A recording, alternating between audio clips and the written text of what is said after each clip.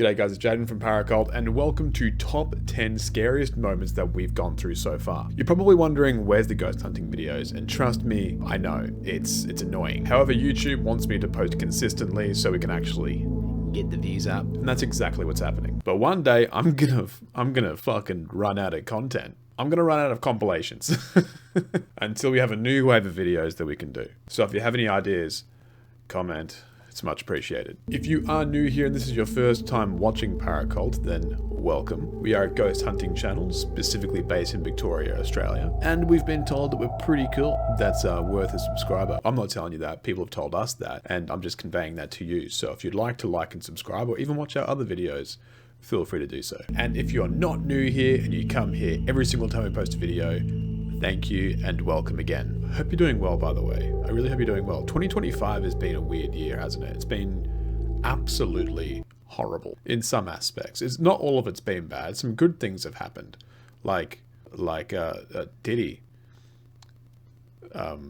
getting exposed. That was a good thing that he got exposed. Anyway, enough of the shenanigans, let's just get straight into it. Starting off at number 1 is our most recent video that we have released, and this was at the Bluetone?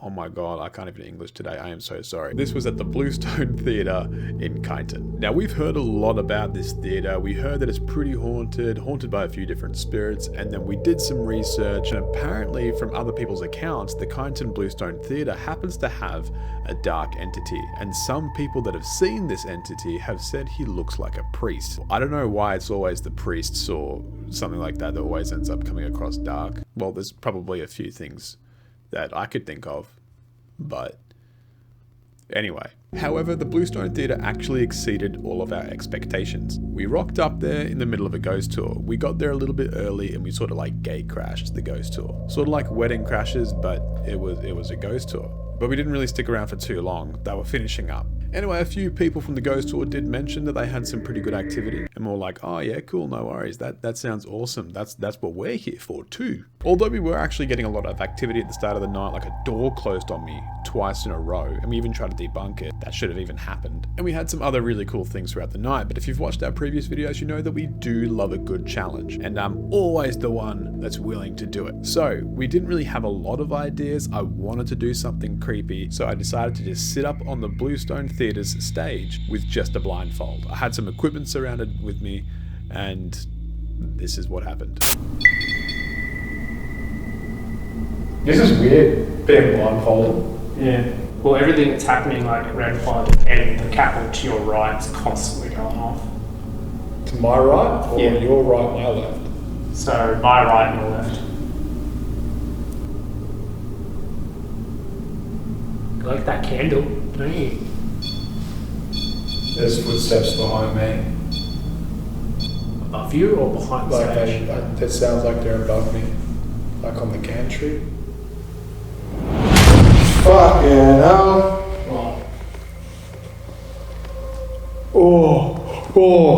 Oh, sorry.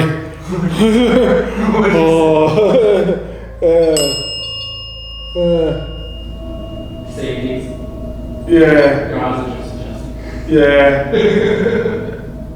As you can tell, I got shocked for a little brief moment. I don't know if it was my eyes that were adjusting or not to the fact that I was in the pitch black, just released the blindfolds up and my eyes were just trying to figure out where the light source was. Funnily enough, I was actually looking over to where the light source is, being the light switches that turn on the theatre, and I swear, black and blue, that there was something right there. It dissipated very, very quickly, almost like it was like, ah.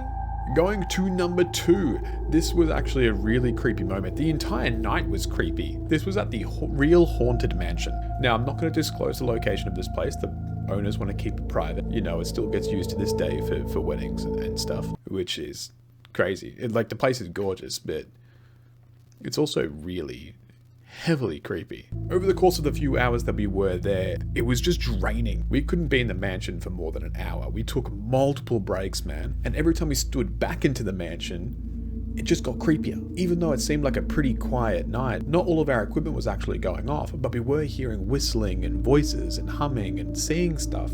And every time we stopped filming, which is always the case, barely saw a child, I saw a dude on the stairs, Rachel saw children, and Caleb kept on seeing shadows throughout the entire house, and every time that happened, no one was filming. However, we were warned about going upstairs to Michael's room. From what we know now, Michael was actually the first archbishop of the mansion when it first got built. He was the one that built it. Well, he probably didn't do it himself. He probably had a few cool ideas and be like, add that cross there.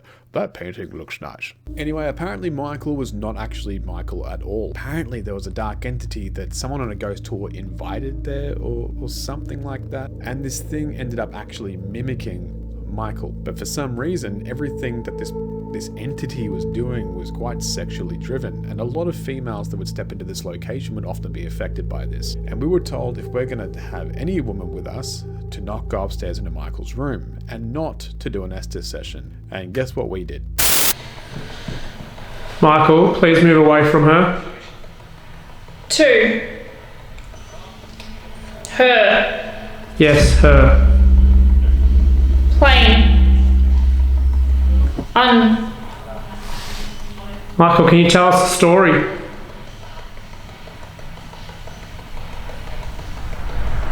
One man here. Undress. Oh, I'm pulling her out. I'm not doing this. I'm not doing Strangle. this. Sorry, I'm not doing it. Put her head down.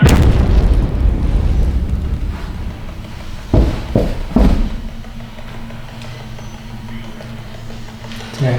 It's me. It's me. I feel really sick. No, we're not doing that. We're not doing that. We need to get her out of here now. This is not a good thing. We were warned about this before we even did it. Yeah. We need to go. Not so nice Michael was here.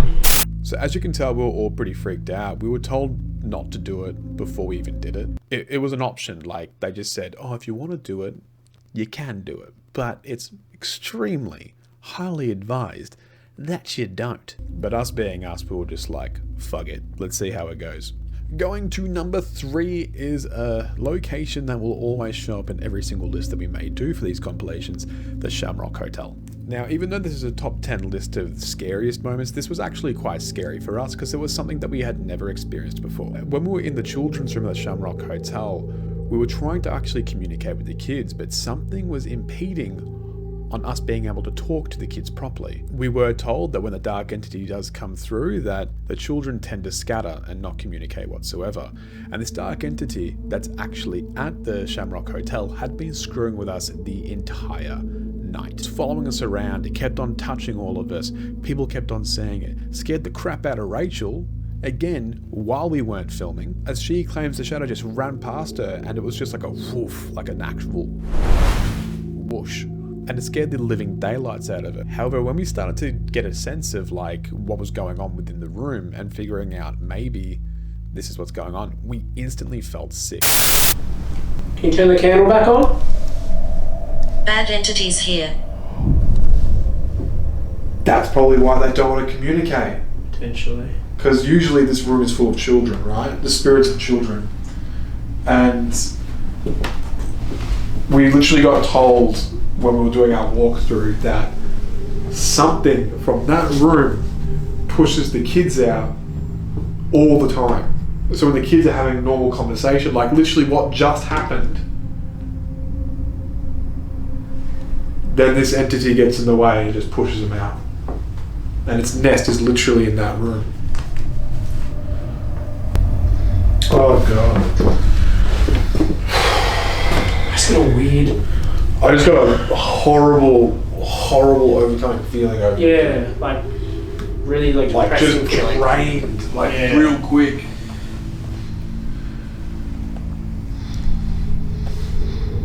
I feel sick.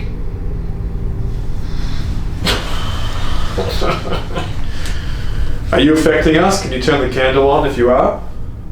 This was something that we had never experienced before. I am not prone to throwing up very, very easily. I watched Terrifier 1, 2, and 3, and I was completely fine. I watched Jackass as a kid, and I never thought about throwing up. The only time I'll ever throw up when there's loose hair in the sink or in the shower. Like, I can't do loose hair. Like, wet hair either. Like, balls of hair. My cat did like a hairball once, and I That's when I almost threw up. That's where I draw the line, is hairballs. But this investigation literally made me feel like I needed to throw up, and shortly after this happening, we ended up actually leaving. Going to number 4, this was quite creepy and also a little scary. This was at the Old Nuns Convent in St. Arnaud. You know how there's like kids and you're like trying to get them to like you, but they're not really getting to like you that much. Oh my god, Bluey is such a good show. Have you seen it? And they're just like,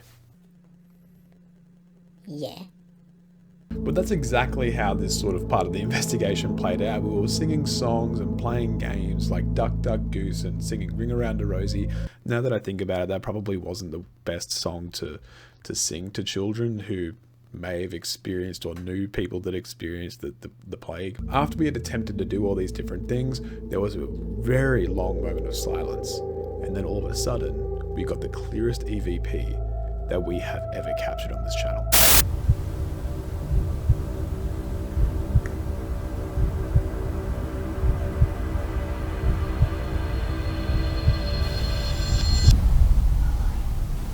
Did you guys hear that? Did I just whisper? Did you hear like a whisper? Yeah. That wasn't me. I fully heard that. It sounded like it would come from over there somewhere. Yeah, it was like right near me. I think that I don't know what that whisper said. It said I think It was quite loud. yeah. It was very audible. Nah, bro, I'm nervous now. In terms of scare factor, it was a little bit creepy because it just happened out of nowhere. There was at least 10 to 15 minutes of pure silence before that even happened. The next clip is at one of my favourite locations in the entire world, and that is Beechworth Asylum. This was the return to Beechworth Asylum for us, and we thought for our return, we gotta do some scary stuff, we gotta do some creepy challenges, and the first thing that we ever did was walk down an extremely haunted hallway in the middle of the night, pitch black, with just a camera.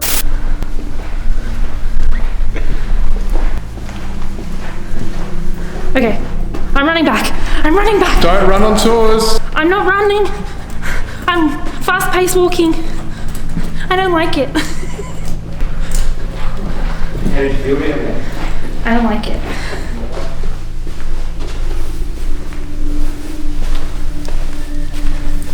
God damn, bro. Alright, that's as far as I'm going. No. Take the torch with you. No way. Take that with you, drop it down. No. What are you doing there, bro? I just don't like it.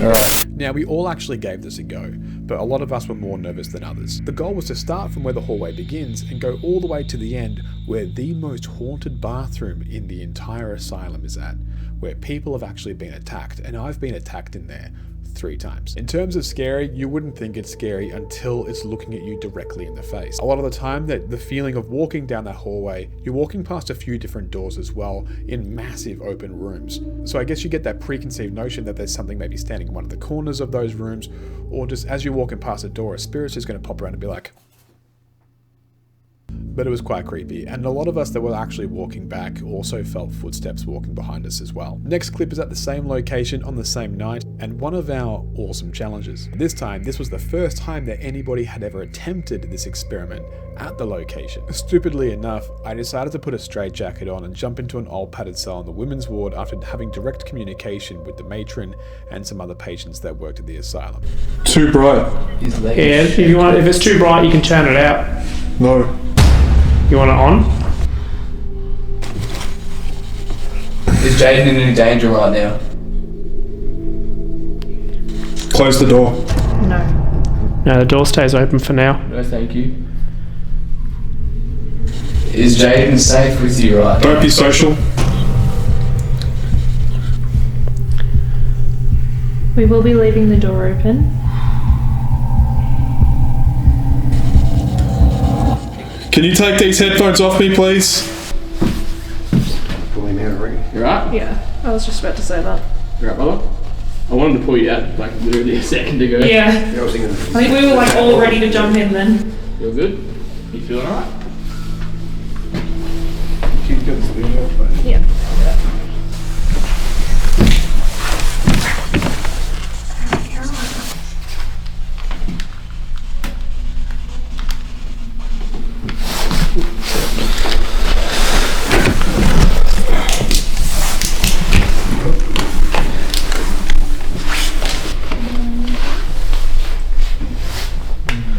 Do you want to just turn that dial at the bottom until the light goes out?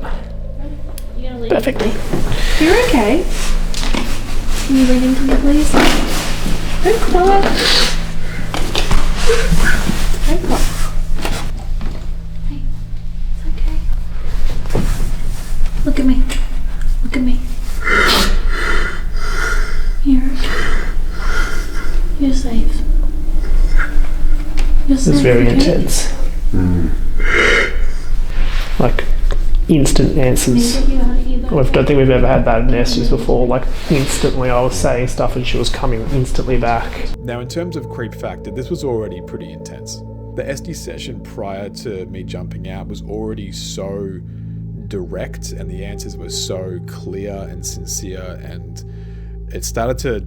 There was an energy building up, and all while this was happening, they were also hearing a lot of noises happening around them as well. I still, to this day, there's a part of me that doesn't even want to talk about how messed up it was, but the after effect of getting out of the straitjacket was completely traumatizing and very, very emotional. I actually did the same thing again recently.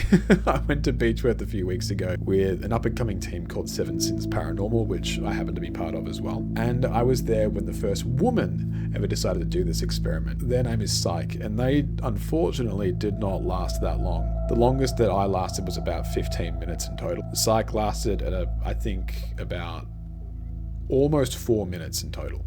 And the same thing happened to her. She was also bawling her eyes out when she got out of the straitjacket. Going to the next clip, this sort of is funny to me, but at the same time, it was the first time that somebody had ever done this at this location, and it was at the Point Nepean quarantine station. So there happens to be a morgue bed in the middle where the luggage room used to be. The morgue bed is actually original to the site, and that bed had seen hundreds, if not thousands of deaths through its life. And we thought it was a cool idea to put Bowley on the bed. Well, Bowley volunteered.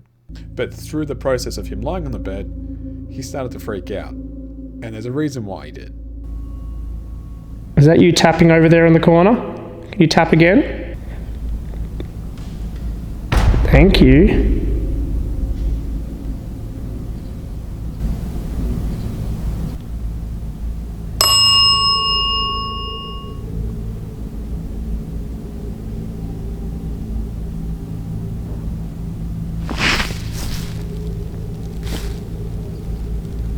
Cat ball all going off again.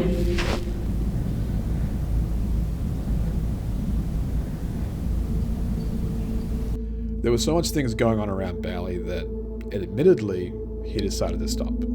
Definitely put you in the fight or flight mode, that's for sure.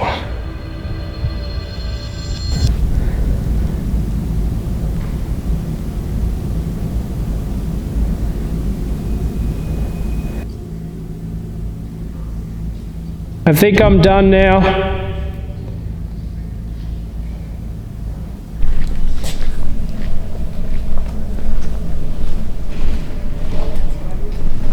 Hello? Yeah, I need to get up. You need to get up? Yeah. You alright? Sort of. What was flashing? That was the cat ball going off constantly. Really? Yep. I think it was this one. You okay? Yeah, I think someone was walking around me. I definitely heard footsteps. I had whispering in that corner, tapping in that corner. I don't know, it was very weird. Definitely felt like there was someone here. To this day, he reckons it's the scariest thing that he has ever done. Going back to the Shamrock once again for this next clip, this was just a little bit more funny than scary, but it will also scare the absolute crap out of the victims. Again, with another challenge, it always seems to be the challenges that end up getting the scary stuff happening. We're definitely going to do a lot more of them. Decided to get all the cat balls that we owned and placed them around the hotel on the floor that we were on, almost like an Easter egg hunt. Keep in mind that we only had done one walkthrough of the location, and we didn't go into every single room. Caleb and myself actually walked through the entire location while everyone else was downstairs, but when they came back up to start the investigation, this is how they got their walkthrough done. You can ask the spirits to also turn on the cat balls if you have struggle finding them. What? Oh my god, what? Spam George. Yeah. I'm sorry. That's okay. I sort of feel bad. but I don't. And I decided to put a cat ball next to every mannequin and doll in the place that I possibly could, because Rachel has a genuine fear of dolls. Going to the second last clip. Now, this was at the Demon's Courthouse. It's a word that often gets thrown around in the paranormal on YouTube, but we did in fact hear that there was a demon at this location. This entity has attacked so many people. The local townspeople refuse to go into the courthouse because of this entity. The courthouse hardly gets used anymore because of it. Mediums have tried to get rid of it. Investigators have tried to communicate with it. There is no reasoning with this thing. However, it was one of the most loudest investigations that we had ever done. There was knocking and banging everywhere. It was quite literally so hardcore to be there. Between filming, whatever this entity is was affecting us so badly, we were actually getting really passive and aggressive with each other. Admittedly, before this part of the investigation was even filmed, we were actually just arguing with each other consistently. We were just almost like pitted against each other for some reason. The energy was so negative in there. We said our sorries, we gave our kisses, we gave our hugs, more like, let's just continue on, let's not show this thing who's the boss, we're the boss here, let's just keep doing what we do best. And then this happened. That's from back here, I just feel like it That was Grimpod. back room. Hey, Grimpod just spiked in back room. come hang out with us.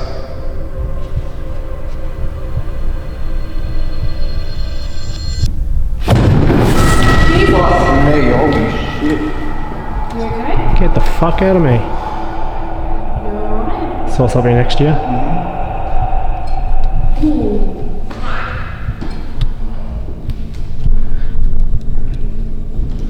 You okay there? Ooh, that got my heart racing. It's always when I'm like not looking and I'm completely focused on. I was staring at him too.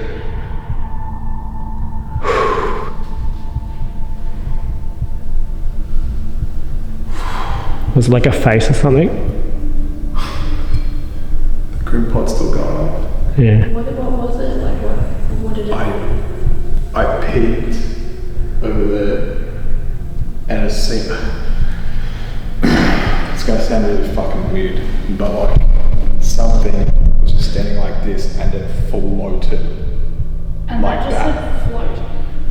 Like I couldn't see its feet, but you know how when you step, you can sort of see someone step. This thing just moved like that. I just want to say that after you ran off, it said float. Did it? Are you Yeah. fucking kidding me? No, I swear. It said What the spirit took said float. Said be fearful. Shortly after me almost shitting my dax, the whole location was pretty quiet from there on out. That was like almost its last dance. I've been to so many metal shows back in the day that I've done my stage dives and I did musical theatre. I was so close to jumping into the crowd that were literally just chairs and then Rachel. I almost took a motherfucker out. Like, I just wanted to get out of there. It was so intense. It was so intense, that investigation. And finally, lucky last. This was by far the most insane thing that I ever decided to do, and it does beat the straitjacket. So we went to Geelong jail for an overnight stay, and when we did this, I thought it was a cool idea to have the murder weapon, which is on display at the museum, and hold it in my hand in the cell that it was used in for the last murder that ever took place at Geelong jail, and it happened to be one of the most brutal murders that the police officers on that day ever experienced. The whole cell was covered in blood, but I decided to hold that exact murder weapon and go into the cell that it was used in doing an Estes session. The whole time I was in there, we were getting some pretty accurate responses and some weird ones as well. And throughout the entire time I was in there, I kept on getting touched. After about 20 minutes of doing this, almost losing myself into the Estes session, this was by far the creepiest thing that's ever happened. And I promised myself I would never run from a location. And that's exactly what I did. Yeah. Is there anything else you want to say to us? Touch. What are you touching? Fuck me, holy shit. What happened? What happened? He touch you? Because he just said touch. Just give me a sec.